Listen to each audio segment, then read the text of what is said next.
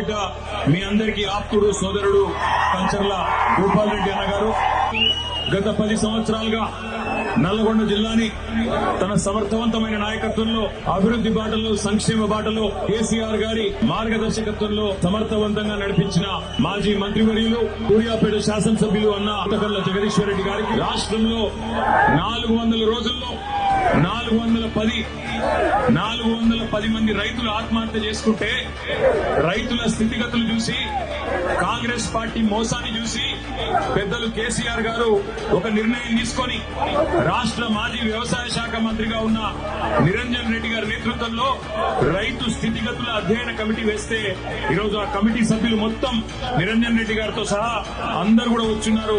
వారందరికీ నిరంజన్ రెడ్డి గారికి వారి మొత్తం సభ్య బృందానికి స్వాగతం. రోజు నల్లగొండ పట్టణంలో అడుగు పెట్టంగానే ముందు మహాత్మా గాంధీ యూనివర్సిటీ దగ్గర పిల్లలందరూ వచ్చినారు. దాదాపు ఒక 300-400 మంది పిల్లలు రోడ్డు మీదకి వచ్చి అన్నా కేసీఆర్ ఉన్నప్పుడు మాకు బ్రహ్మాండంగా ఇక్కడ వసతులు ఉండేది, కానీ ఇవాళ కాంగ్రెస్ ప్రభుత్వం వచ్చిన తర్వాత మాకు గొడ్డు కారంతో అన్నం పెట్టే దుస్థితి వచ్చిందన్నా, మీరు రావాలా అంటే తప్పకుండా 2:30 గంటలకు మీ క్యాంపస్ కు వస్తా అని వారికి చెప్పి అక్కడ కళ్ళదప్పిన ఐటీ టవర్ కనబడ్డది.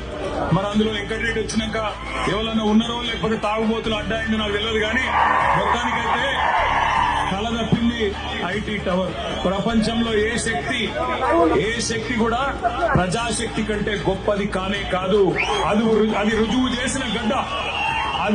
చేసిన గడ్డ ఈ పోరాటాల గడ్డ నల్లగొండ అనే మాటలను గుర్తు చేస్తాము. రోజు కాదు ఇవాళ ఉన్న వాళ్ళు కొత్తగా మేమేదో సామ్రాజ్యానికి అధిపతులైపోయినాం, చక్రవర్తులైపోయినాం, రారాజులైపోయినాం అని విర్రవీగుతున్న వాళ్ళ గురించి కాదు నేను చెప్పేది. ఒకనాడు బండెనుక బండి గట్టి 16 బండ్లు గట్టి ఏ బండ్లు ఓడతావు కొడుకో నైజాము సర్కరోడా అని ఆనాడున్న నియంతను నిలదీసిన గడ్డ నల్లగొండ. అందుకే పోరాటానికి స్ఫూర్తి అయిన నల్లగొండ గడ్డకు వందనం. ఇక్కడికి విచ్చేసిన ప్రతి నల్లగొండ రైతు బిడ్డకు శిరస్సు వంచి పాదాభివందనం.